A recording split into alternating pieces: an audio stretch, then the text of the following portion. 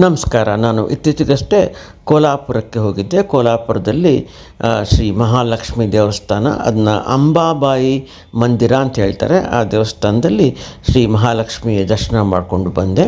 ಇದ್ರ ಬಗ್ಗೆ ನಾನು 2-3 ವಿಡಿಯೋ ಆಲ್ರೆಡಿ ಮಾಡಿದ್ದೇನೆ, ನೀವು ನೋಡಿರ್ಬೋದು.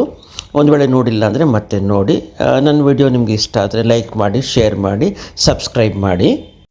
ನಾನು ಕೋಲಾಪುರದಲ್ಲಿ 3 ಲೀವ್ಸ್ ಹೋಟೆಲ್ ಅಂತಿದೆ, ಅದು ಸ್ಟೇಷನ್ ರೋಡಲ್ಲಿದೆ, ರೈಲ್ವೆ ಸ್ಟೇಷನ್ ರೋಡಲ್ಲಿದೆ. ಮಹಾಲಕ್ಷ್ಮಿ ದೇವಸ್ಥಾನದಿಂದ ಸುಮಾರು 10 ನಿಮಿಷ ಅಷ್ಟೇ ಅಲ್ಲಿಂದ ಆ ಹೋಟ್ಲಲ್ಲಿದ್ದೆ. ಆ ಹೋಟ್ಲಲ್ಲಿ ಹೇಗಿತ್ತು, ಅದರ ವ್ಯವಸ್ಥೆ ಹೇಗಿತ್ತು, ಅದರ ಕಾಸ್ಟ್ ಹೇಗಿತ್ತು, ಅದರ ಬಗ್ಗೆ ಈ ವಿಡಿಯೋ ಮಾಡ್ತಾಯಿದ್ದೀನಿ, ದಯವಿಟ್ಟು ನೋಡಿ.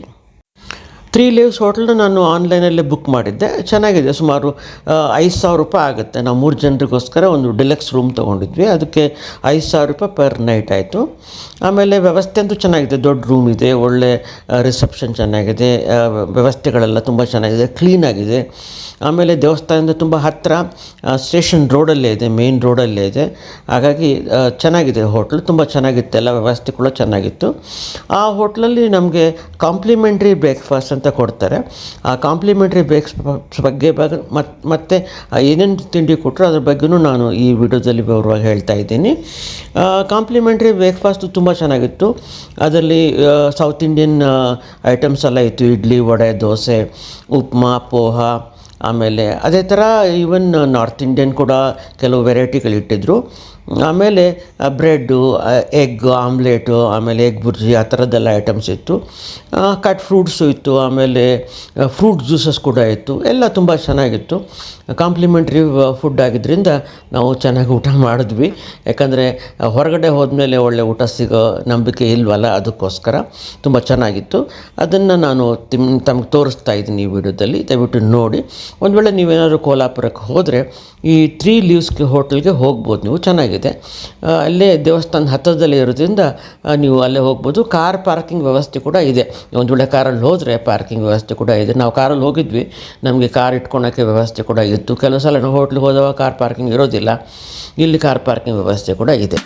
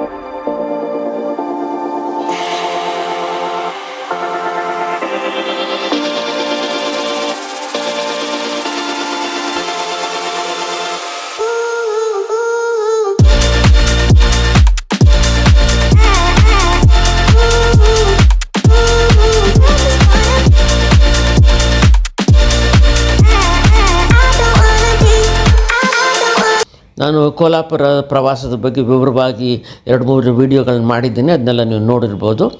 ತುಂಬ ಧನ್ಯವಾದಗಳು. ಈ ವಿಡಿಯೋ ನೋಡೋದಕ್ಕೆ ತುಂಬ ಧನ್ಯವಾದಗಳು.